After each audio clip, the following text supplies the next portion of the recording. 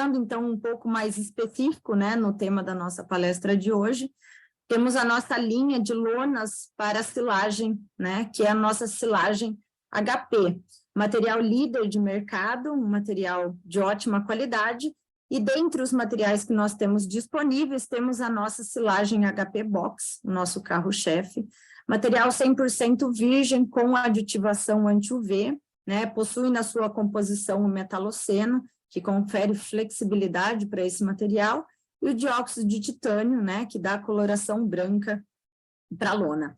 O grande diferencial desse material é que ele é comercializado dentro da caixa, né, como vocês podem ver na foto. Isso permite uma facilidade maior na hora de transportar, de peletizar e transporte desse material, certo? Temos também a silagem HP Premium, é um material semelhante ao box, porém comercializado em rolos. Então, ele tem uma ótima qualidade também, com aditivação para ter uma maior durabilidade no campo. E, por último, a gente tem o nosso silagem HP Forte, né? Um material que é indicado para armazenamentos mais curtos de silagem, tá? E aí eu coloco para vocês um desafio com a nossa linha de lonas para silagem. Lonas para silagem. Se apresenta agora a silagem Box HP da Norten. Material produzido de matéria-prima exclusiva e aditivações de ponta, garantindo assim um produto com maior resistência e durabilidade.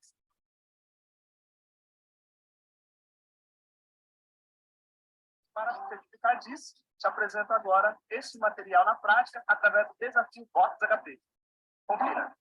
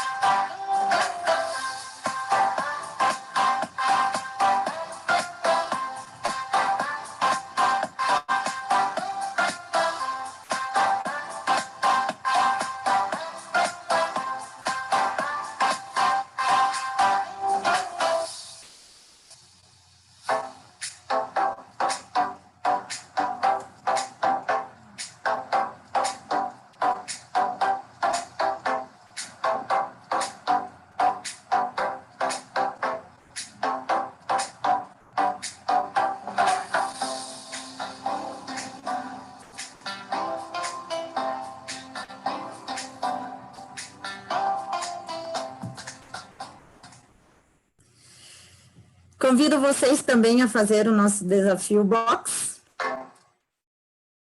E, finalmente, chegamos ao final da nossa breve apresentação sobre o Grupo Nortene. E agora vamos dar início ao nosso webinar. Porém, rapidamente, eu vou fazer a apresentação do nosso palestrante da noite, o Elton Cabral. O Elton é um zootecnista, mestre em ciência animal, doutor em agricultura tropical, com ênfase em sistemas de produção intensificados. Atuou por 8 anos como consultor técnico de fazendas de pecuária de corte, atuou como docente por 8 anos nas universidades como o FMT e Unic, implantou o projeto na fazenda Nova PEC, localizada em Rondonópolis, onde atuou como gerente por 5 anos, e em 2020 fundou a empresa Gestap Pecuária com Lucro, onde coordena as equipes de consultoria, projetos e academy. Boa noite, Welton. Vamos dar início, então, à sua palestra, ao nosso webinar. Acredito que agora, espera que alguém vai colocar você como host para você poder compartilhar a sua apresentação. Boa noite, Sueli, tudo bem? Tudo bem, Welton. Prazer enorme estar aqui com vocês. Currículo de peso, Welton. Obrigado pela oportunidade. Obrigado pela oportunidade, pelo convite, o Bruno também. Satisfação poder estar falando com vocês, com todos os parceiros e clientes da Nortene, tá? Prazer é nosso, tenho certeza que nós vamos aprender bastante essa noite. Eu acho que já tenta compartilhar a sua apresentação. Acho que foi. Sim. Você pode passar um slide e ver se está tudo certo antes da gente... passou, está tudo certo. Elton, fique à vontade. Ok, deixa eu marcar meu tempo, né? Tenho 50 minutos no máximo para estar falando com vocês. Pouco cronômetro aqui para mim não perder no tempo. Pessoal, vamos lá, boa noite. Prazer falar com vocês, né? Estamos vivendo um momento decisivo no país, né? Algumas pessoas preocupadas com o futuro. Nós não vamos abordar essa questão de política, porque não vem ao caso. Eu posso falar aí a respeito de política para vocês, é que nenhum partido é suficiente para segurar a força do agro, né? Independente de quem assuma as eleições nesse próximo ano, ninguém será capaz de segurar o potencial que o agronegócio tem, né? Nós estamos na atividade certa, no lugar certo, na hora certa. Acho que agora é a questão só da gente alinhar nossas velas aí para aproveitar as oportunidades do futuro. Isso porque o mundo precisa muito do Brasil, né?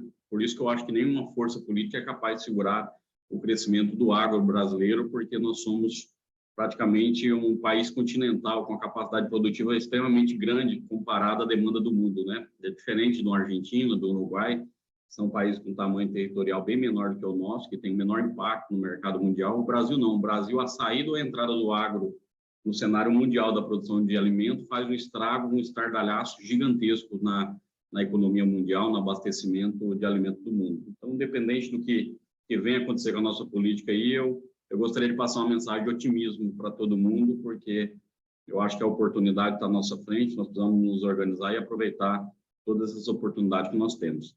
Bom, nós vamos falar um pouco sobre tendência de pecuária para 2023, né? Eu gostaria, primeiramente, de apresentar esse slide para vocês e dizer que, infelizmente, a gente não tem bola de cristal, né? É muito difícil acertar mercado, porque existem muitas variáveis, o mercado é uma coisa extremamente complexa, né? E cada vez mais nesse mundo globalizado que a gente está vivendo, qualquer fator que aconteça via China, via Estados Unidos, via Hong Kong, ou guerra entre a Ucrânia e a Rússia, qualquer coisa que afete o mercado externo tem um impacto enorme sobre toda a movimentação e o ajuste que ocorre dentro do mercado de modo geral. Então, nós não temos bola de cristal, dificilmente a gente consegue acertar no olho da mosca em relação ao que vai acontecer no mercado, mas, porém, nós temos as tendências, né? A gente não consegue acertar os fatos, os números com exatidão, mas as tendências, elas são muito fortes, geralmente elas acontecem, né? As tendências, elas rompem por cima de tudo quanto é barreira que possa existir no mercado e, às vezes, elas consolidam com uma frequência muito grande de acerto. Então, eu gostaria de enfatizar muito mais com vocês as tendências que nós temos, não só para 2023, mas pelos próximos anos, para que você possa começar a pensar em empresa, fazenda, como organizar a fazenda para conseguir permanecer ela, não só por o ano de 2023, mas pelas próximas décadas, né? Lembrando que pecuária é atividade de ciclo longo, nós estamos na atividade de ciclo longo. Pecuária é projeto de vida, pecuária não é um negócio que você monta e fala daqui a pouco eu passo para frente ou daqui a pouco eu saio, não. Pecuária geralmente são atividades que envolvem todo o patrimônio da família, são atividades que entram para permanecer gerações, tanto é que grande parte dos pecuaristas hoje já estão na segunda, terceira, ou às vezes até na quarta geração. Então, pecuária é projeto de vida, pecuária não é investimento de curto prazo. E é um ciclo longo, né? Além de pecuária ser difícil também, né? Nós, brasileiros, nós temos um grande privilégio de estar na pecuária, porque nós temos terra, nós temos clima, nós temos pessoas, e está no nosso sangue fazer pecuária, né? O mundo lá fora, não. Fazer pecuária para o mundo lá fora é um pepino enorme, gigante, né? Uma bucha fazer pecuária no mundo lá fora, né? Porque é um processo caro, um processo demorado, um processo complexo, um processo difícil, né? Acordar cedo, levantar, trabalhar no sol, debaixo de chuva, lidar, manejar animais, curar bezerro, laçar vaca. Cara, isso é uma dificuldade gigantesca para quem não tem aptidão, quem não tem a paixão no sangue de fazer pecuária. Para nós não, para nós é normal levantar cedo, lidar com gado, nós temos terra, está no nosso sangue, está na origem brasileira. A pecuária foi utilizada para desbravar esse Brasil aí e consolidar nosso território. Então, enquanto o mundo está dizendo, eu não quero pecuária porque é complicado, é difícil, é pesado, envolve muito tempo, nós não, nós brasileiros, está na nossa veia, né? Nós estamos só aquecendo os motores quando se fala em termos de pecuária, né? Nós mal começamos a nossa pecuária e hoje nós já somos o maior exportador de carne bovina do mundo, né? Mal começamos pecuária e já temos o maior rebanho comercial do mundo, com um potencial gigantesco, né? Hoje produzimos em torno de 5 arrobas aí no máximo por hectare e temos um potencial aí no mínimo de triplicar isso nos próximos anos, usando tecnologia, usando ferramenta. Então, o que eu poderia dizer para vocês, nós estamos no lugar certo, na hora certa, mas, porém, com desafios enormes pela frente, né? O desafio de todos os sentidos para frente, para que realmente a gente permaneça na pecuária. Quem lembra disso? Quem lembra desses fatos, né? Em 2021, pouco mais de um ano e meio, esse era o cenário que nós tínhamos na pecuária, né? O preço do bezerro bate recorde de R$3.000. O preço de bezerro já chega a 3.500, a 3.300, 3.200. A gente viu essas notícias acontecendo o tempo todo no noticiário, no WhatsApp, né? Na internet, nas redes sociais, aquele desespero, porque o preço de bezerro estava batendo, rompendo a casa dos 3.500 em algumas regiões. Enfim, era o noticiário mais comum. Passa-se um ano, o que nós tivemos esse ano agora, na desmama desse ano? Bezerro 2.700, bezerro 2.600, bezerro já na casa dos 2.300, 2.200. Olha como o cenário muda de um ano para o outro. O que eu quero dizer nesse slide para vocês, pessoal? Se vocês viverem buscando sempre acertar o olho da mosca e de olho no mercado, nós estamos mortos. É importante saber como vai virar mercado, é importante saber a tendência do mercado para o futuro, extremamente importante. Mas nós não temos domínio nenhum do que acontece para fora, da porteira para fora. Nós podemos organizar nossa casa, estar preparado nossa casa, para que a gente possa aguentar esses solavancos do mercado, que devem ser cada vez mais comuns, justamente porque o mundo está cada vez mais globalizado, né? Qualquer coisa que aconteça no exterior tem impacto direto sobre a fazenda, principalmente quando a questão é custo e valor da arroba do boi gordo, o valor do quilo do bezerro, enfim. O que eu quero trazer para vocês, principalmente, pessoal, o que pode estar ruim nesse momento, o ano que vem pode estar muito bom. Como foi o ano passado muito bom e nesse momento tá ruim. Então, o que a gente precisa fazer é começar a enxergar a empresa de modo mais global, né, com uma visão de mais de longo prazo e já se preparando para esses picos de alta, para esses picos de baixa. Eu não conheço nenhum projeto de pecuária que se deu bem porque acertou a mão em um ano. Falou, nossa, o cara se deu muito bem porque vendeu a arroba muito bem valorizada nesse momento, acertou a mão. E dificilmente um cara consegue acertar a mão o tempo todo. Todo movimento de alta e de baixa, ele consegue apertar o acelerador, frear o freio no momento decisivo ali. Nós temos que ter uma visão de longo prazo, tem que saber exatamente conduzir a empresa, a fazenda, com a visão de longo prazo, já se preparando para esses momentos de alta, esses momentos de baixa, para que a gente possa aproveitar o máximo possível de oportunidades, tá? O que a gente percebe para o ano que vem, existe um certo otimismo, né, para 2023, né? A gente percebe que deve haver uma reação no preço da arroba, principalmente por vários fatores aí, o controle da inflação, diminuição do desemprego. Estamos vendo uma pequena recuperação no consumo interno, que deve acontecer e consolidar principalmente agora para o ano de 2023, abertura de novos mercados, né, com a liberação da necessidade de vacinação da febre aftosa em vários estados. Enfim, tem uma Copa do Mundo chegando agora no final do ano, como também as festividades de final do ano. Então, acredito que a gente possa ter uma reação no preço da arroba aí para esse início de ano de 2023, mas eu não acredito em grandes valores, crescimento da arroba, como a gente viu, pegar uma arroba aí, por exemplo, aqui para nós no Mato Grosso, a 320, 325. Eu não acredito que isso vá acontecer nesse ano de 2023, até porque a gente deve ter um aumento da taxa de abate desse próximo ano, agora de 2023, acontecendo, até pela questão da retenção de matrizes que aconteceu há 2 anos atrás. Logicamente, aumentou a oferta de bezerro, logicamente, a partir de 2023, a gente começa a ter uma maior oferta de boi gordo chegando no mercado. E isso deve impactar também o preço do bezerro, né? A gente deve ter uma super safra de bezerro chegando aí para o ano de 2023 e, com certeza, desacelerando aí, desmotivando a venda de bezerros, e isso vai desmotivar quem faz cria, fazendo com que leve mais matrizes para abate, fazendo com que o preço da arroba não tenha todo esse patamar de preço que a gente imagina que possa acontecer, né? A gente tem a valorização das exportações acontecendo, nós temos a questão da fitosa puxando de forma positiva, mas nós temos esse porém aí do ciclo pecuário que é muito mais forte, às vezes, do que esses movimentos de aquecimento da arroba, como exportação, né? Por mais que a exportação venha aumentando ano após ano, nós estamos falando de coisa de 2%, 3%, 4% de aumento das exportações, frente a uma demanda gigante aí de bezerro que pode estar chegando aí para esse próximo ano. Então, o que eu quero dizer para vocês, pessoal, de modo geral, que eu acho que está muito mais a gente olhar para dentro da fazenda do que olhar tanto para o mercado para esse próximo ano de 2023. Eu não acredito que a gente deva ter grande surpresa para 2023, não. Muito até pelo contrário, em função dos custos, né? A gente pode ter uma pequena reação no preço da arroba aí, que dá um respiro para o produtor rural, mas, porém, nós temos a questão também dos custos, né? Quem faz terminação vai ter um alívio, por exemplo, pela questão da originação de bezerro, né? O preço do bezerro está caindo, porém, os principais insumos para quem faz recria e engorda não vão ceder em termos de preço, quando se fala em termos de nutrição, sanidade, mão de obra também, né?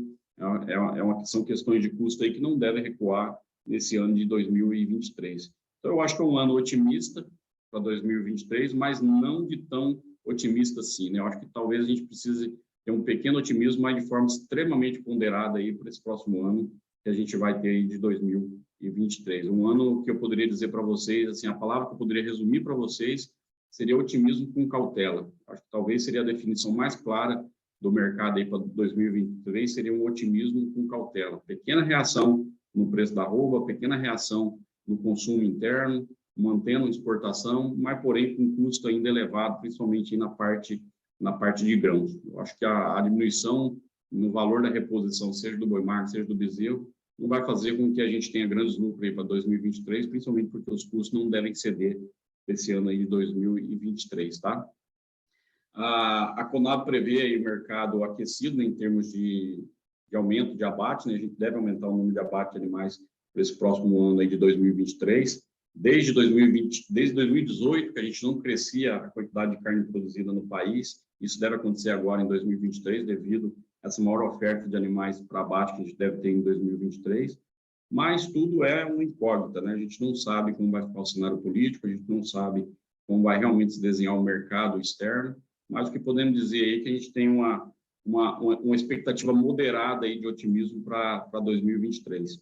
Eu poderia dizer para quem está aí pensando em investimento, quem está pensando em aumentar em termos de investimento, cautela, tá? Se tiver lucro, vai ser lucro moderado, não vai ser tão diferente do que a gente tem nesse ano de 2023, mas nesses momentos de crise, nesse momento de baixa do preço da arroba, eu acho que a grande meta que a gente tem para esses momentos de turbulência no mercado é sobreviver. Acho que a partir do momento que eu consigo sobreviver esses momentos de dificuldade, onde muita gente fica pelo meio do caminho por não estar preparado, se eu conseguir sobreviver e passar por esses momentos de baixa, a hora que vir um momento de alta, um momento de recuperação do preço da arroba, é onde as empresas dão a guinada, principalmente elas dão a guinada em cima daqueles que ficaram.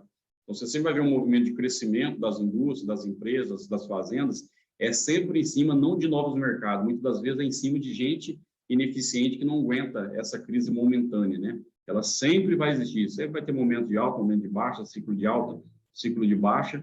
Quem está preparado para aguentar o ciclo de baixa é que cresce no ciclo de alta, que é um momento que quem não conseguiu passar, dá espaço para quem conseguiu sobreviver. É a lei da natureza aí do mercado, né? O mercado é soberano sempre e sempre vai estar filtrando os mais eficientes, né? Quem realmente é bom e quem não é. Então, pessoal, a primeira lição que eu gostaria de deixar claro para vocês: parem de viver de humor. Pecuária vive de humor. O que eu quero dizer para vocês?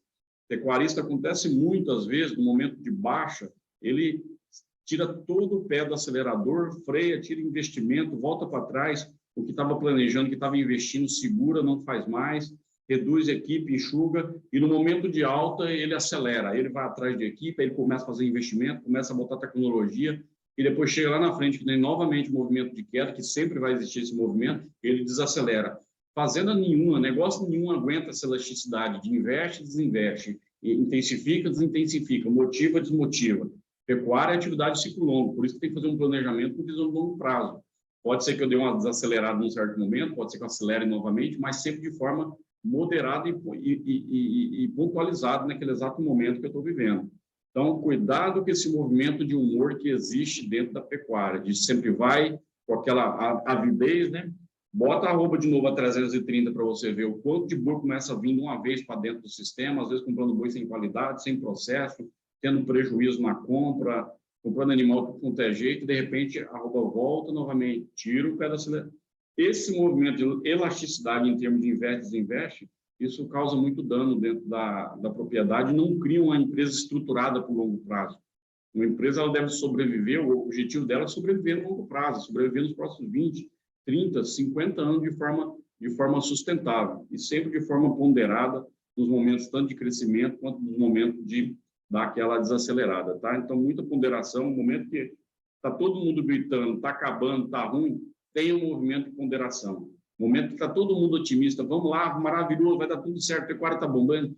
Novamente, tem a ponderação, que são justamente esses extremos do otimismo e do pessimismo que faz com que as empresas e as fazendas tomem decisão errada, justamente por não olhar para dentro de casa, ficar de olho só no mercado, que faz com que tome decisão interna dentro da fazenda que impacta os resultados dentro da fazenda.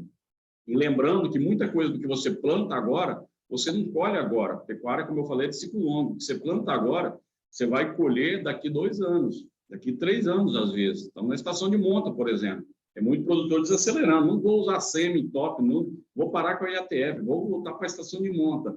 E o bezerro que você está colhendo, que você está inseminando, você está plantando ele agora no útero da vaca, você não vai colher, às vezes, ele nem daqui a pouco. Você vai colher ele, talvez, com um boi gordo, dependendo do ciclo que você está. Então, muito cuidado com essas decisões de curto prazo que, às vezes, o pecuarista toma, baseado na foto, né? Sem esquecer de olhar sempre o filme para frente, tá? Então, vamos para frente. O plano B nosso é bora, mas com cautela e organização. E um ponto-chave que eu quero deixar claro para que vocês entendam é, independente de onde a gente estiver, independente se o cenário, um cenário de turbulência, tempestade, ou um cenário de bonança, de tranquilidade, de céu de brigadeiro, independente de qual cenário que nós estejamos em 2023 ou os próximos anos, é um cenário para todos. Todo mundo está dentro desse mesmo barco, está dentro desse mesmo cenário. Então, tem gente que vai ser competente, que vai ser lucrativo diante da tempestade. Como tem gente também que vai quebrar e vai fazer besteira dentro da bonança também. Então, a palavra de ordem é eficiência, competência. Eu ser bom independente do cenário. Só a questão da ponderação, que talvez seria a balança de equilíbrio entre os 2 cenários, de tempestade e de bonança, que a gente possa existir para 2023. A ponderação e o equilíbrio é que eu deixaria de mensagem principal aí desse nosso bate-papo hoje, para que você realmente saiba o que está fazendo, que a fazenda realmente esteja rodando como uma empresa, que é a nossa grande visão. Então, a pergunta é, para onde que nós estamos indo com a nossa pecuária? Não só 2023, mas para esses próximos anos. Difícil, como eu falei, é difícil ter uma bola de cristal que a gente consiga atingir todos os objetivos, entender o que realmente vai acontecer para esse próximo ano e para os próximos 5 anos pela frente. Nós precisamos voltar um pouquinho, olhar um pouco para as tendências, né? Porque as tendências, elas são muito fortes, elas mostram mais ou menos o caminho para onde elas devem ir. E elas são soberanas, né? Independente se eu concordo ou não, se eu discordo, ou se eu estou bem informado ou não com aquela tendência, ela simplesmente me enlera, passa por cima e faz acontecer, e eu que tenho que me adaptar a ela. Porque ela é mercado, o mercado é soberano, é sempre muito forte do que qualquer fazenda, do que qualquer pecuarista. Por isso que eu preciso começar a pensar a fazenda por longo prazo, né? Eu não posso pensar a fazenda. Tem fazendas que pensam apenas no curto prazo, tem fazendas que pensam só a semana, só um mês ali e pronto. Não tem uma visão de longo prazo. Isso que faz com que, às vezes, comece um projeto e pare, comece uma intensificação e pare. Faz um arrendamento, põe vaca, depois entrega o arrendamento e mata as vacas. Ou então vai lá, bota um confinamento, faz um investimento pesado no confinamento, daqui a 1 ano abandona a atividade do confinamento. Essa elasticidade de investe e desinveste, como eu falei, é o que faz com que muita empresa perca tempo, porque é difícil. Pessoal, vocês têm que entender uma coisa, é muito difícil acertar o olho da mosca, é muito difícil você conseguir acertar o ciclo pecuário, é muito difícil.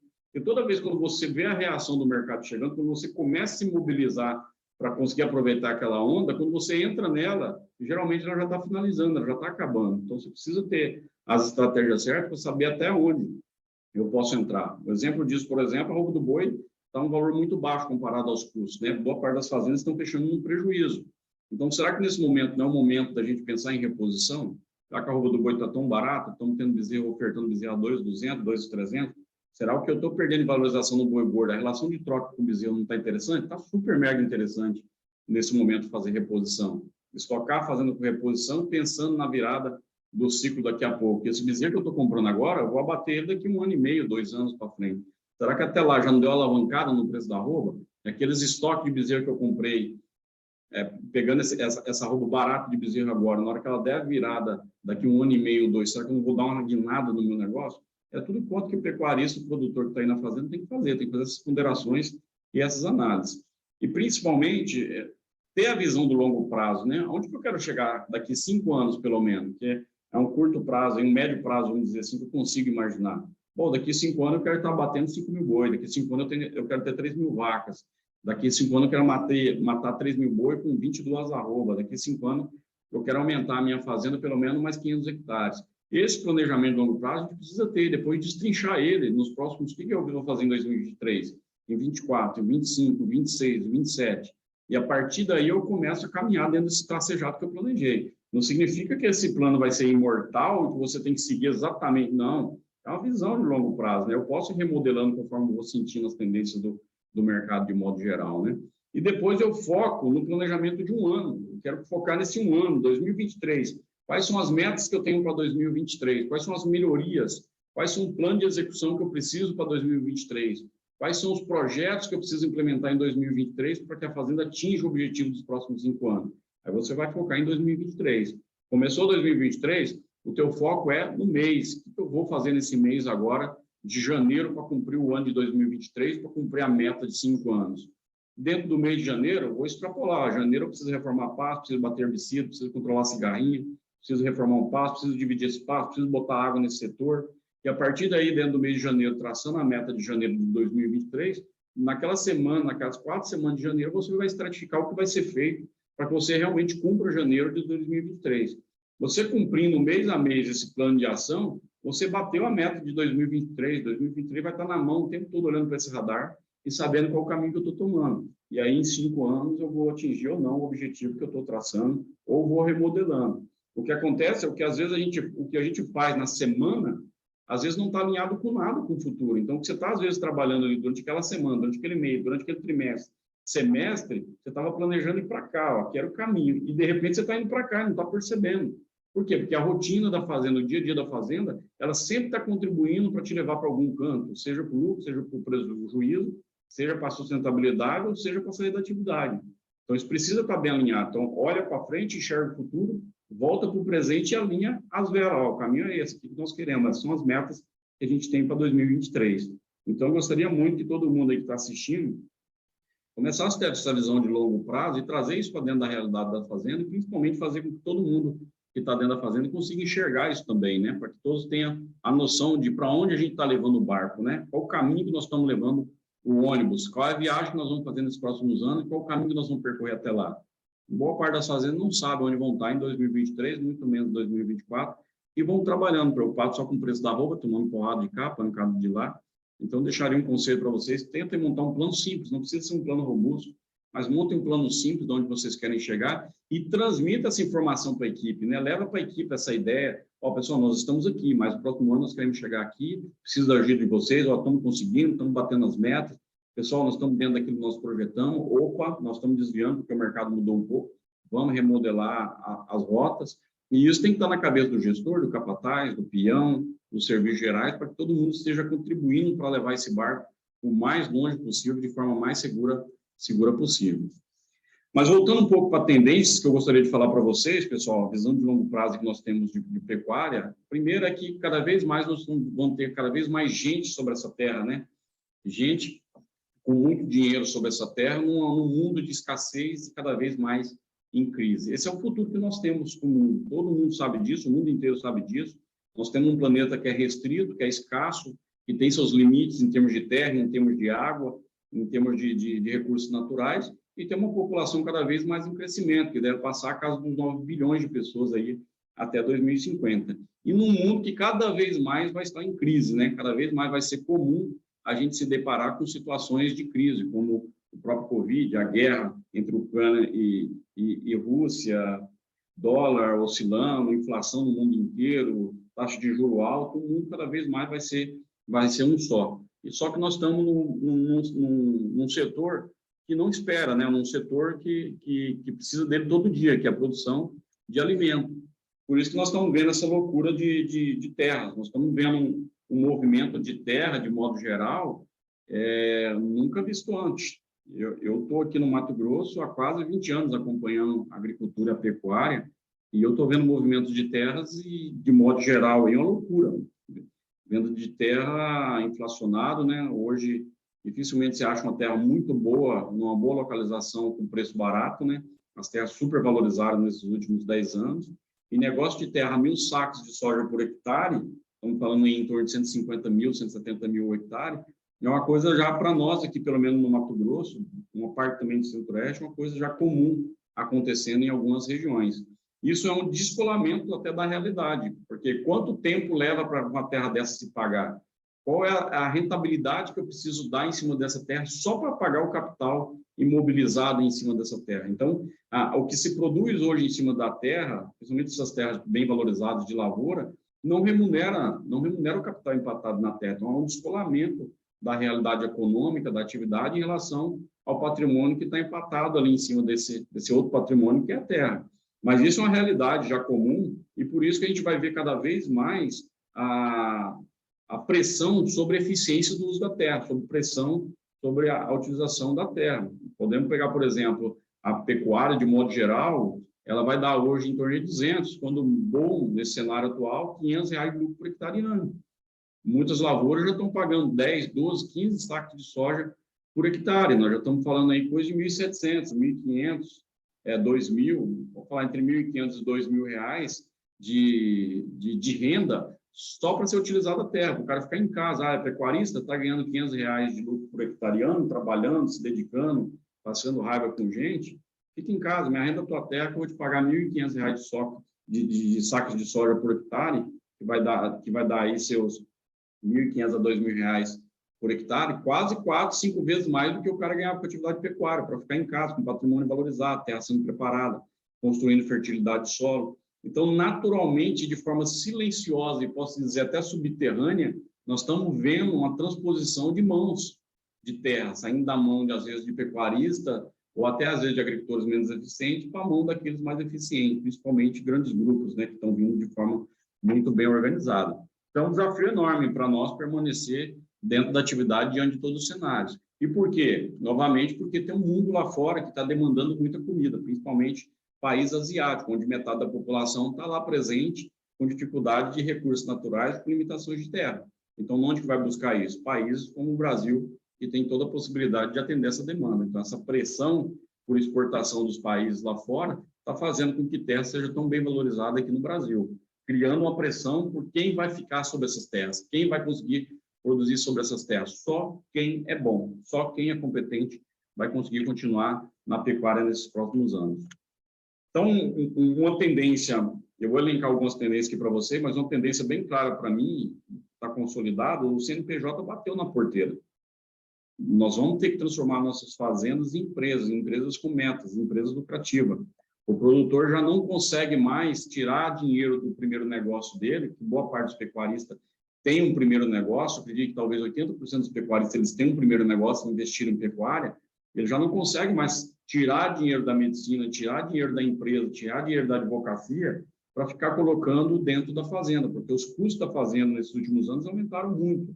Um número que eu posso dizer para vocês, qualquer fazendinha de 2, 3 mil hectares, ela, fazendinha, entre aspas, né, porque é uma fazenda de um valor muito considerável em área, em valor também da terra, mas qualquer fazenda de 2, 3 mil hectares, hoje ela custa em torno de 250, 300 mil reais por mês para manter essa fazenda funcionando. Então, uma fazenda que não tem um caixa próprio para se bancar, vamos falar em 2, 3 meses, nós estamos falando com 700 mil reais de dinheiro que tem que vir de fora para manter essa fazenda funcionando. Qual a empresa hoje na cidade que consegue tanto manter uma fazenda? Então, a fazenda está ficando cada vez mais pesada carregar a fazenda de gado de corte, porque os custos aumentaram demais. E nós precisamos recuperar a capacidade produtiva da fazenda também, né? Ainda vemos investimento, a necessidade de reformar pasto. Só para vocês terem uma ideia, hoje reformar um pasto custa em torno de 3 mil reais. 3 mil reais para reformar 1 hectare de pastagem, 1 hectare, né? 10 mil metros quadrados. Então, é extremamente pesado hoje para se tocar pecuária. Eu vou elencar 7 tendências da pecuária aí que devem impactar muito a nossa pecuária nesses próximos anos, começando principalmente em 2023, a gente deve sentir muito isso. Eu vou elencar essas tendências para que vocês possam entender para onde a pecuária está caminhando. Primeira tendência, revolução tecnológica. A revolução tecnológica chegou no campo, né? Demorou a chegar na pecuária, mas está chegando com muita força nesses últimos 5 anos e vai chegar com mais força ainda nesses próximos 5 anos. Tendência de uso de GPS, chip, imagem de satélite, utilização de drone, moléculas, nanotecnologias, enfim, análise de dados, banco de dados sendo analisado constantemente. E a gente percebe que isso é uma coisa comum, né? Na história da humanidade, esse economista Joseph Schumpeter, ele fez uma análise do mundo e percebeu que o mundo de tempos em tempos, ele dá uma guinada, né? Ele dá uns picos de ondas, onde tudo que foi construído para trás é esquecido. Não é uma evolução, é literalmente revolução tecnológica. É como, por exemplo, a ideia da máquina fotográfica. A gente tirava foto de forma impressa, né, lá com filme fotográfico, e, de repente, houve uma revolução que tudo aquilo foi esquecido e estamos partimos para o pixel e acabou. Ninguém mais usa filme fotográfico. Mesma coisa, carro a combustão. Carro a combustão, daqui a pouco, não tem mais sentido utilizar carro a combustão. Vai ser tudo carro elétrico. Já está caminhando para essa nova onda. E a próxima onda já está surgindo, que é os veículos movidos a hidrogênio. Então, já tem gente falando que o carro elétrico já é passado. Carros movidos a hidrogênio, que é a próxima tendência da utilização de veículos. Então, isso são revoluções e pico que a humanidade dá de tempos em tempos. E isso deve alcançar também a pecuária de modo geral. Aquela pecuária mais extrativista, ela deve perder espaço para essa nova pecuária tecnológica que deve surgir nesses próximos anos. Segunda tendência que a gente vê muito forte na pecuária para esses próximos anos aí, começando principalmente muito forte esse ano 2022 e 2023, se acentuando cada vez mais forte, é a tendência de mais gente com mais dinheiro. Olha a renda per capita no mundo. Nos últimos 100 anos, a evolução da quantidade de dinheiro na Terra é uma coisa estratosférica. Nesse exato momento que nós estamos vivendo, nunca houve tanto dinheiro sobre a Terra. Nunca houve tanta disponibilidade de dinheiro sobre a Terra, investidores para colocar dinheiro. E se teve uma coisa que a pandemia deixou evidente, esclareceu para o mundo inteiro, foi a força que o agronegócio tem. Todas as economias do mundo foram desestabilizadas. Todos os setores sofreram com a pandemia. O agro sofreu, mas continuou firme. As pessoas continuaram comendo, muito pelo contrário, foram em busca de segurança alimentar, os países foram em busca de segurança alimentar. Então, o mundo já percebeu e falou, olha, lugar muito bom, seguro, e que dá uma boa margem de segurança para crescimento, dependente do que vem acontecendo no mundo, é o setor do agro. Por isso que o Brasil está em evidência tão grande, por isso que o Brasil hoje é uma briga enorme para ver quem vai dominar o país, porque nós sabemos que o Brasil tem uma importância global muito grande nesses próximos anos, nessas próximas décadas que vem para frente. O Brasil tem uma chance enorme de ser um dos principais atores aí da economia global nesses próximos anos, devido a essa quantidade de dinheiro tão grande. E dinheiro, pessoal, é investimento em comida, né? O país asiático aí está tendo disponibilidade de dinheiro tão grande que estão investindo muito forte em tecnologia. Quando você vê países, populações investindo em tecnologia, significa que a parte básica, que é a segurança alimentar, já está sendo garantida, né? E países gigantescos como China e Índia, cada vez mais ganhando dinheiro, cada vez mais vão investir em uma alimentação de melhor qualidade para a população. Isso gera demanda para o Brasil. Por isso que eu disse no começo, nós estamos no lugar certo, na hora certa, e estamos preparados para atender esse crescimento global, essa demanda global aí de alimento. Terceira tendência do mundo, pessoal, crises, cada vez mais comum, cada vez mais normal a gente vai ter crise no mundo. Se preparem para isso que eu estou dizendo para vocês. A gente vai acabar de vencer uma crise, vai vir outra, vai vir outra, vai vir outra. Quem vai sobreviver nesse mercado? Quem for mais apto a aguentar as pancadas, quem estiver mais preparado e mais planejado para passar por esses momentos de crise, cada vez mais constante, e também eu acredito que com maior intensidade e um pouco mais curta, né? Antigamente nós demorávamos ter crise, quando vinha eram as crises um pouco mais acentuadas, mais longas, que demoravam às vezes 2, 3 anos para poder sentir o efeito dessa crise. Hoje nós vamos ter cada vez mais pico de crise, cada vez mais curta, cada vez mais intensa, então nós temos que estar preparados para essas oportunidades. Porque, como eu falei no começo, qualquer cenário, seja de tempestade, seja de bonança, esse cenário é para todo mundo. Todo mundo está na mesma chuva. Todo mundo está no mesmo clima, está na mesma situação. E sempre vai haver aqueles mais preparados e aqueles menos preparados. Crise, na verdade, é peneira, pessoal. Crise é movimento de peneira, que peneira os menos eficientes e permanece os mais eficientes. E aí é um momento que os eficientes ficam e vão crescendo. Por isso que em todas as cadeias você tem o efeito escala, né? Você sempre vai ver o quê? Os pequenos desaparecendo do mercado e os médios crescendo até virarem grandes players. Por quê? Porque os menores não ter a mesma capacidade, às vezes, de competição, não tem a capacidade de escala de compra, vão perdendo eficiência no meio do processo e vai automaticamente concentrando os recursos, as empresas, as fazendas na mão daqueles que estão mais bem preparados. Mas isso não significa que quem é pequeno ou quem é médio não possa permanecer no mercado. Muito pelo contrário. A era é a era dos competentes. Nós estamos entrando na era dos competentes, aqueles que realmente sabem o que estão fazendo, que vão ganhar dinheiro cada vez mais e permanecer no mercado. Tudo isso gera uma tendência que é a demanda global de alimentos. Isso aqui é um gráfico que mostra, nos últimos praticamente 70 anos, todas as crises globais e de impactos mundiais que nós tivemos. Nenhuma foi capaz de impactar a demanda global de alimentos. Nenhuma crise. Por isso que o agro está tão em evidência. Por isso que o mundo está cada vez mais olhando para o Brasil, para o agronegócio brasileiro, porque nada foi capaz de impactar o agro nesses últimos 70 anos, principalmente com a pandemia dessa nível global, das maiores pandemias que a humanidade já existiu, já sentiu, o agro não sentiu impacto em relação às outras economias e aos outros setores. Então, essa é uma tendência que joga muito a nosso favor nesses próximos anos, por isso que eu acho que nós estamos na atividade certa. Outra quinta tendência do Brasil aí, do agronegócio, da pecuária, principalmente. Essa é a disponibilidade que a gente tem de recursos hídricos e áreas agricultáveis por esses próximos anos. Quando a gente pega países que têm terra, como a Rússia, por exemplo, um país extremamente grande, mas extremamente limitado em recursos hídricos. Sem recursos hídricos, pessoal, é impossível produzir alimento, impossível produzir alimentos. Quando a gente pega países, por exemplo, como o Canadá, também tem uma média capacidade de território, mas, porém, limitado em recursos hídricos, né? Países que têm capacidade de terra e riqueza de recursos hídricos é Brasil, pessoal. Brasil que tem potencial para abastecer o mundo. É nós que temos terra, milhões de hectares ainda para ser explorados dentro da agricultura e da pecuária, e com recurso disponível, tanto de clima, tanto de recursos naturais. Nós somos a bola da vez por esses próximos anos aí, em termos de economia do agronegócio, em termos de oportunidade que vão vir para o nosso país nesses próximos anos.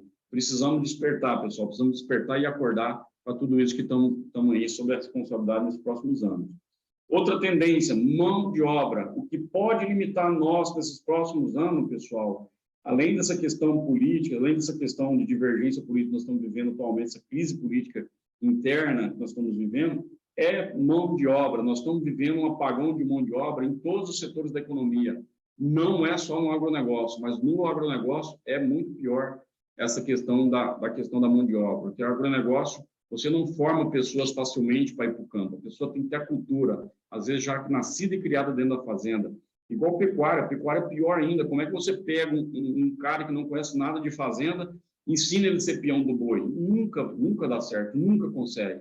Peão do boi se aprende de novinho, 6, 7, 8, 10, 14, 16 anos. Naturalmente, ele vira um peão do boi. Se você pegar um cara criado na cidade, levar para a fazenda, ele se machuca no primeiro manejo do curral. Não consegue nem subir no animal para poder dar um rodeio no gado. Então, nesses próximos anos, nós vamos ter que valorizar muito a mão de obra. Nós vamos ter que construir no campo. Nós vamos ter que gastar energia, gastar inteligência para motivar, para valorizar a mão de obra que está no campo, porque esse pode ser um dos maiores gargalos que nós temos nesses próximos anos e pode impedir o crescimento da nossa pecuária nesses próximos anos, é a questão da mão de obra, tá? E outra mega tendência é a diminuição das margens, né? Nós temos uma diminuição de margens aí crescente por esses próximos anos, que pode prejudicar bastante também a permanência dentro da atividade. Nós percebemos que, ano após ano, a margem da pecuária tem reduzido, que é uma tendência natural das cadeias produtivas de commodity, pessoal. Tudo que você for ver, milho, soja, frango, suínos, algodão, todas as áreas, no longo prazo, você olha no longo prazo, elas reduzem margem, por isso que as empresas começam a ir para aumentar a escala produtiva, né? Aumentar a capacidade de produção, aumentar a escala, porque a margem diminui, mas no todo eu consigo diluir o custo fixo para ver se consigo reduzir, sobrar um pouco mais da margem. Então, toda essa pressão que eu estou dizendo para vocês, além das pressões ambientais, pressões sociais, pressões da mídia, dos artistas sobre o agro, tem toda essa mega tendência aí que nós temos que avaliar e colocar aí dentro do nosso planejamento. Por isso que quem vai ficar na atividade é só quem é competente. Vai ter oportunidades? Vai ter grande chance da gente crescer, ganhar dinheiro? Vai. Porém, só vai ficar realmente quem é competente e que vai conseguir atender todas essas pressões, todas essas tendências que estão acontecendo cada vez mais. Então, quem vai sobreviver, pessoal, nesses próximos anos é quem tem produtividade, tá? Essa talvez seja a palavra que eu gostaria que vocês mais guardassem no final dessa nossa conversa e levassem para a vida toda de vocês, é quem vai permanecer na atividade é quem tem produtividade. A produtividade que faz um país crescer, a produtividade que faz uma empresa crescer, a produtividade que faz um trabalhador ganhar mais e ser promovido. A palavra produtividade é que separa os bons dos excelentes. A palavra produtividade é que faz realmente quem quer crescer no mundo, tá? Essa é uma pesquisa, pessoal, que eu gosto muito dessa pesquisa. Essa pesquisa foi feita com os principais executivos do mundo todo. Pegaram as maiores empresas do mundo, mas não só as maiores empresas do mundo, mas as que eram grandes por muito tempo. Então, olha, essa empresa é grande, pega uma Coca-Cola, é grande, a Toyota é grande, a Microsoft é grande, a Apple é grande.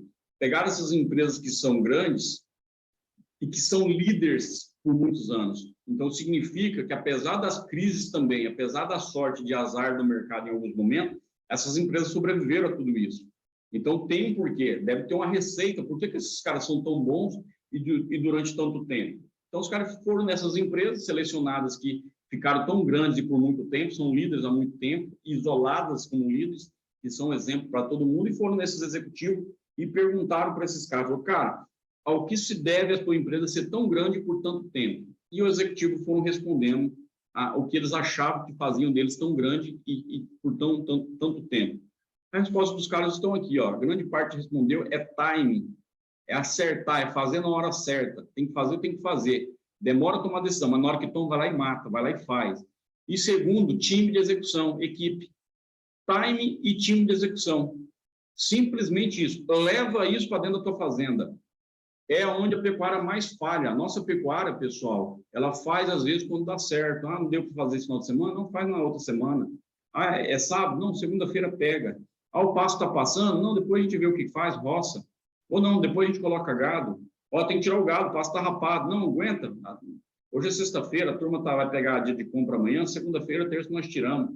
O time é onde a pecuária mais perde dinheiro. E time de execução, time bom. Se você souber as coisas certas fazer, fazer na hora certa, com um time bom, está aí a grande solução para as fazendas superarem qualquer crise, passarem por cima de qualquer crise de mercado. Porque enquanto você for bom, um time bom, fazendo a coisa certa na hora certa, sempre vai existir gente abaixo de você que não faz isso e que vai ficar pelo meio do caminho. Então, quando a crise chega, ela chega primeiro nos ineficientes, para depois atingir os eficientes. Quando ela chega nos eficientes, ela chega com menor amplitude, porque às vezes você teve grandes oportunidades para serem aproveitadas dentro daqueles ineficientes que foram ficando pelo caminho. Tá? Grave esse slide, pessoal. Time, fazer a coisa certa na hora certa com um time bom. Essa é a magia aí para quem é bom, para quem quer crescer aí e permanecer soberano aí por muitos anos em qualquer negócio. Só que, porém, eu tenho que fazer um adendo. Eu tenho praticamente menos de 10 minutos para falar com vocês. Eu gostaria de chamar a atenção nesses fatos aqui, pessoal. Eu acabei de falar para vocês, empresa que cresce é empresa que tem produtividade. Empresa que faz a coisa certa na hora certa, do jeito certo na primeira vez. Vai lá e mata, tem que fazer, faz. Vai lá e faz acontecer. Aí nós temos que voltar um pouquinho e olhar por que nós somos tão improdutivos. Por que nós somos tão improdutivos? Capa de revista, por que o povo brasileiro é um povo tão improdutivo? Eu não sei se vocês sabem, pessoal, mas um trabalhador americano ele tem um nível de produtividade por 5 brasileiros, tá? Um trabalhador americano tem produtividade por 5 brasileiros.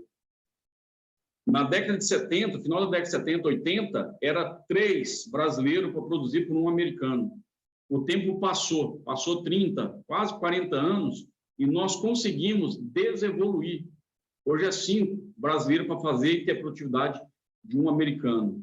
Nós somos uma nação de pessoas com baixa produtividade. Quer um exemplo disso? Presta atenção nesse slide aqui, ó. Território. Nós somos o 5º maior país do mundo em território. Rússia, Canadá, Estados Unidos e China. Mas ninguém tem a qualidade de solo em termos de fertilidade, de relevo, de recursos hídricos, de clima, igual a esse país chamado Brasil. Em terra, nós somos o 5º. Mas em qualidade de terra, terra apta à produção, nós somos o 1º do mundo. Não tem ninguém que bate esse país, como eu já falei para vocês. Em população, nós somos 6ª população. Nós somos a 6ª população do mundo, em termos de gente na face da terra. Mais de 200 milhões de brasileiros, com uma boa margem de população ativa, população trabalhadora, que tem mais 20, mais 30 anos pela frente de trabalho. Europa, se você pegar boa parte da Europa, já não tem essa quantidade de saúde, de anos de vida da população. A população está envelhecida. Estados Unidos está no mesmo caminho. Japão, no mesmo caminho. O Brasil tem gente apta a trabalhar e com terra disponível, pessoal. E toda a riqueza, já dizia Adam Smith, toda a riqueza de uma nação emana da terra. É da terra que vem toda a riqueza, o minério, tudo, a produtividade dos alimentos, tudo vem da terra. Então, nós temos terra com minério, temos terras com chuva, com fertilidade, com capacidade de relevo. Ó. Quinta maior território do mundo e muito produtivo. Sexta maior população do mundo. Voltando, olha o PIB que nós agregamos no mundo. Vocês estão vendo o PIB brasileiro aqui, ó? Essa é a riqueza do mundo, ó. Aqui estão os principais países do mundo, a riqueza do mundo distribuído aqui, ó. Estados Unidos representa 24% da riqueza do mundo. Tudo que os Estados Unidos produz representa 24% da riqueza do mundo. A China, 16%. O Brasil, com o quinto maior território do mundo e com sexta maior população do mundo, olha aqui, ó, representamos 2% da riqueza do mundo. Tem algo de errado com nós, cara, principalmente em termos de produtividade. Nós temos baixa produtividade. Então, os produtores pecuaristas vão ter que montar a plano de ação para aumentar a produtividade dentro da fazenda, reduzir mão de obra, capacitar, botar máquina, treinar, motivar, dar plano de participação, orientar. Nós vamos ter que aumentar o nível de produtividade da mão de obra. Não dá mais para trabalhar da forma que a gente vem trabalhando. Quando a fazenda não sai, o serviço não sai, a coisa não está caminhando, começa a chiação, o que a gente faz? Contrata mais um. Alguém sempre fala, não, tem que contratar, está faltando gente. Na maioria das vezes, pessoal, eu trabalho dentro de fazenda o tempo todo, na maioria das vezes está sobrando gente. Na maioria das vezes tem gente batendo cabeça, gente escorada. Justamente por quê? Por causa do nível de produtividade nosso é baixo. Quando a gente pega as fazendas de modo geral, pega a efetividade das 8 horas, 10 horas trabalhadas da tua equipe, se você chegar perto mesmo assim, quantas horas realmente é entregue de trabalho, vocês vão ver, vocês vão se surpreender que não chega a 30%, 40% de horário efetivamente trabalhado, pessoal. Isso gera um prejuízo gigantesco para a economia brasileira e também para as fazendas e para as empresas. Por isso que é importante ficar de olho no mercado, mas olha também para dentro da fazenda. Olha para ver se a gente não está com uma equipe inchada, olha para ver se nós estamos com uma equipe lenta, onerosa, que não entrega o nível de produtividade que a gente precisa. Então, muita atenção nesse nível de produtividade, porque ele é fundamental para a gente permanecer dentro da atividade nesses próximos anos. E um estudo mostra, pessoal, que 80% dos gestores passam 75% do tempo apagando incêndio. 80% dos gestores de fazendas passam 75% do tempo apagando incêndio. Corre para lá, corre para cá, gastando dinheiro de gasolina, vai, volta, pega uma coisa, pega outra, vai na cidade, volta, busca. Tudo isso por quê? Por falta de planejamento. 65% da improdutividade que nós temos dentro das fazendas, pessoal, é problema interno, é nós que falhamos, é falta de planejamento, é falta de visão, é porque deixa acabar o insumo, é porque deixa para comprar na última hora, é porque não planeja na hora que precisa planejar, chega em cima da hora, sai apagando incêndio para todo lado. 35% são causas externas, 35% é porque não choveu, 35% é porque houve paralisação dos caminhoneiros, 35% por causa de uma guerra que houve lá na Ucrânia. 65% da improdutividade é dentro da fazenda, é falta de treinamento, é falta de alinhamento, é falta de planejar a semana, de planejar o mês, quem vai fazer o quê, como vai fazer, qual a obrigação de cada um, qual é a meta de cada um, e a gente acaba pagando muito caro por isso. A nossa margem de lucro está nessa improdutividade baixa que nós temos dentro da fazenda. E por que essas estratégias falham? Simples, 90% das estratégias falham porque existe baixa implementação. As pessoas não sabem o que devem fazer, não sabem o que se esperam dela. O plano não está claro para ninguém, inclusive, às vezes, até para o gestor. 63% das pessoas não sabem onde a empresa quer chegar e por quê. 5% dos funcionários entendem seu papel na estratégia da empresa. 3% dos executivos, dos gestores, acreditam no sucesso. Então, é isso aqui que faz as empresas não irem para frente. A gente fica focado muito no preço da roupa, tentando acertar o olho da moça, preocupado com o preço da roupa. Cara, o que você perde dentro da fazenda é muito maior do que você deixa de ganhar, às vezes, com o mercado. As ineficiências que são geradas, a equipe inchada, com baixa implementação, com índice de mortalidade alto do gado, com pasto rapado que dá pouco ganho de peso para o gado, com água suja que o gado bebe pouca água e por isso não ganha peso. Esses detalhes internos do dia a dia da fazenda, que são muitos dentro da fazenda, é que muitas das vezes mingua o resultado do produtor. Se nós tivéssemos um tempo para discutir aqui durante 2, 3 horas, eu ia detalhar isso de forma bem clara para vocês verem aonde que a gente perde dinheiro. Às vezes está debaixo dos nossos olhos e a gente acaba não enxergando. Então, pessoal, para terminar aí dentro do prazo do tempo que eu tenho para vocês, é a visão do dono que faz a diferença. É o dono com a visão de longo prazo, comprando a ideia de que quer ter uma empresa, levando isso para toda a tua equipe, afiando o machado o tempo todo, debatendo, conversando. Esse cara é que pode fazer a diferença nesses próximos anos, aí, principalmente 2023, 2024 para frente. É como esse cara vai se posicionar como cabeça, o líder da fazenda. Porque tudo que está abaixo dele se espelha nele. Tudo que está abaixo dele vai no mesmo ritmo dele. Se o produtor esmurecer, se o produtor desmotivar, se o produtor ficar tenso o tempo todo e não acreditar na pecuária, da mesma forma vai ser da equipe dali para baixo. Não vai ser a equipe que vai motivar o produtor. Então, o produtor precisa saber exatamente aonde que ele quer levar a fazenda dele por esses próximos 5, 10, 20 anos pela frente, e isso tudo começa a partir do ano de 2023. Queria novamente agradecer a oportunidade, a Nortene, pelo privilégio de poder estar aqui abrindo as portas para a gente falar com os parceiros, com os clientes da Nortene. Obrigado, Suede, obrigado, Bruno, também pelo convite. Estou à disposição aí para um bate-papo, para responder qualquer pergunta que vocês possam ter e poder explanar um pouquinho mais o assunto, tá? Obrigado, pessoal. Obrigada, Welton.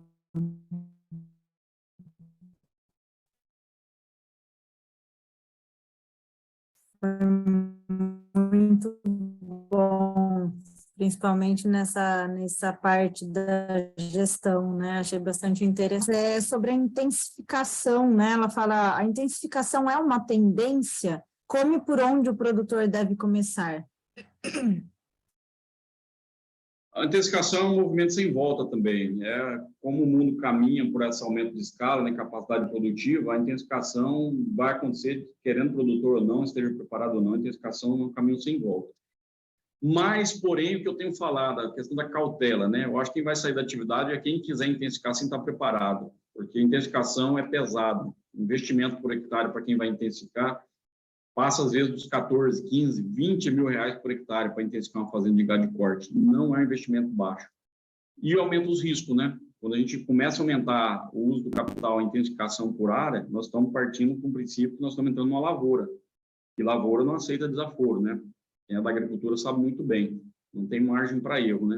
Então, a intensificação é uma tendência, porém, precisa ter muita cautela. Existe o jeito certo de intensificar, sempre por forma moderada, com planejamento, observando o fluxo de caixa, não só do ano vigente, mas também dos próximos anos, para saber se a gente está no caminho certo ou não. Mas o pecuarista precisa ter muito cuidado nesse movimento aí de intensificação, porque mercado é soberano, como eu disse, e não respeita planejamento estratégico às vezes, né?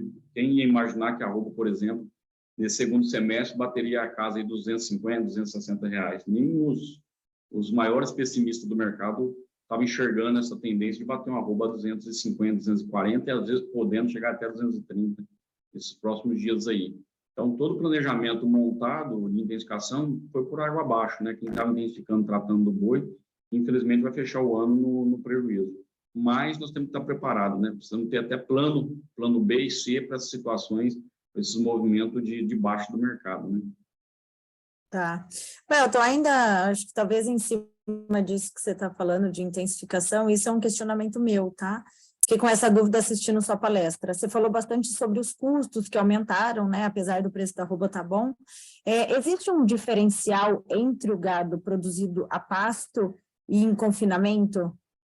Dentro desse contexto das tendências para 2023, com relação aos custos? A gente sabe que um gado produzido a pasto, o custo dele de produção é bem mais baixo, né? Eu posso dizer para vocês que um gado produzido a pasto hoje deve estar custando em torno de 150, 180 reais o custo da arroba produzida do animal a pasto.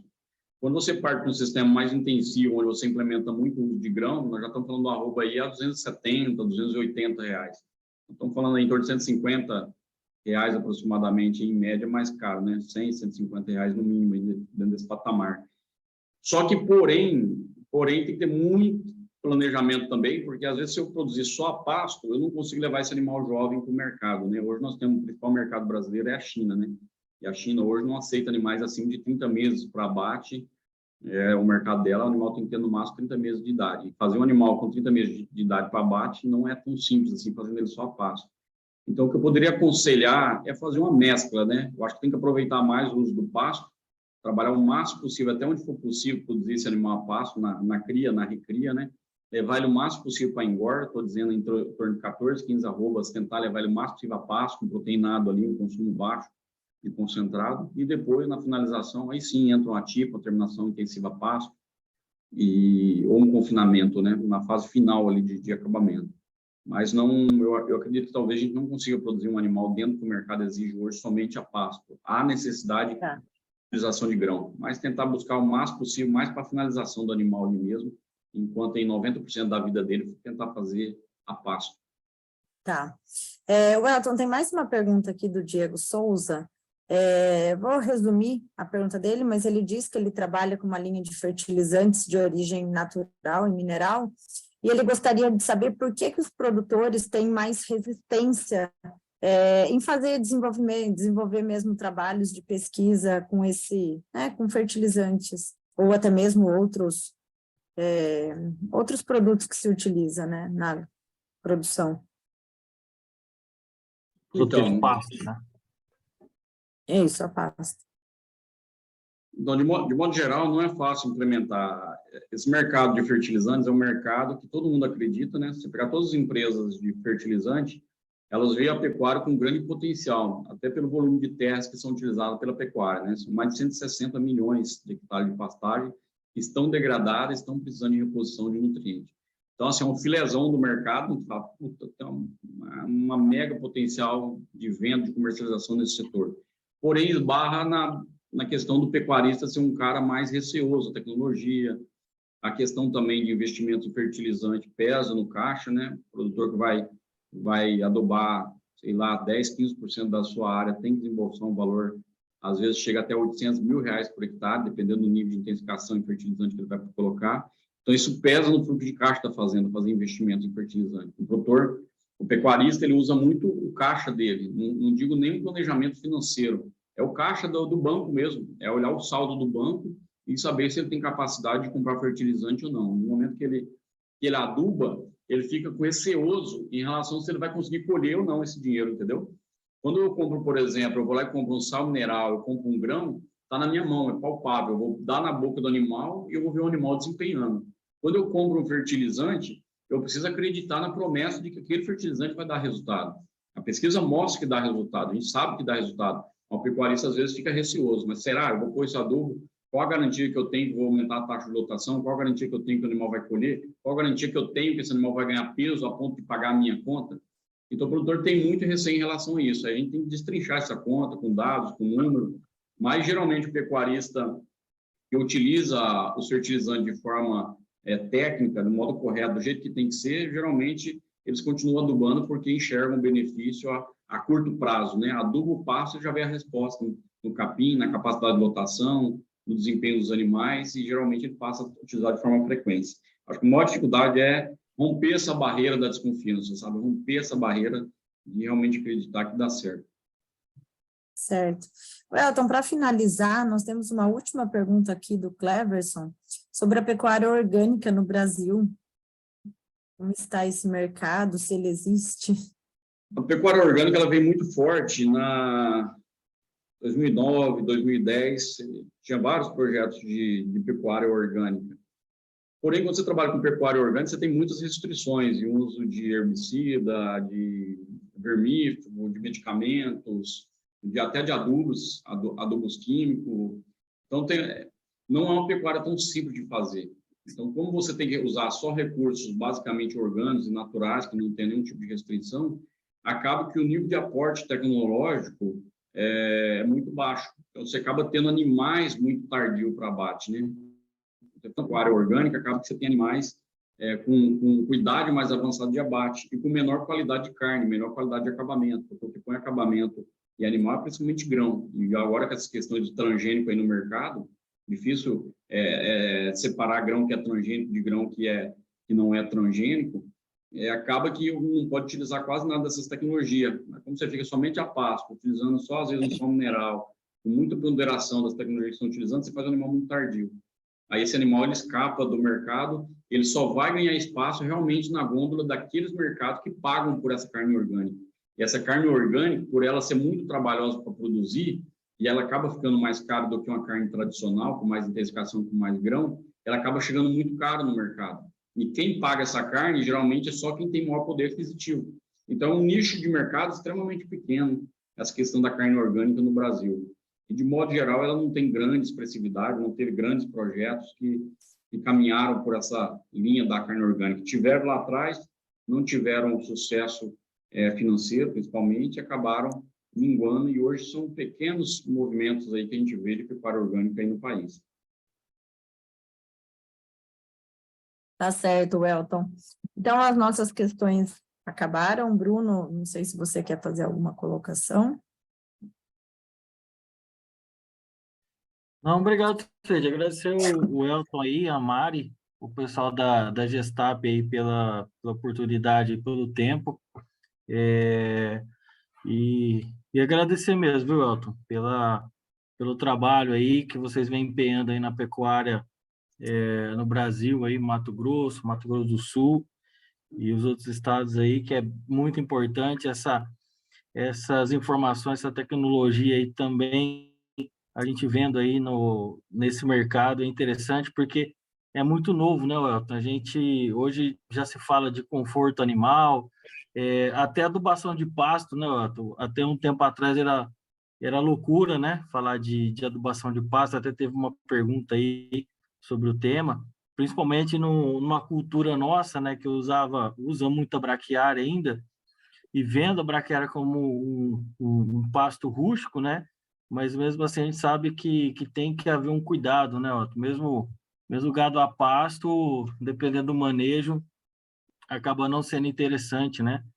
E trazendo aí toda essa técnica, esse manejo aí para o produtor, vai cada vez melhorando aí o nosso mercado, o nosso cenário, e deixando cada vez mais gente no negócio, né? Igual você falou, hoje o que diferencia aí quem está e quem não está no negócio é realmente o trabalho, né?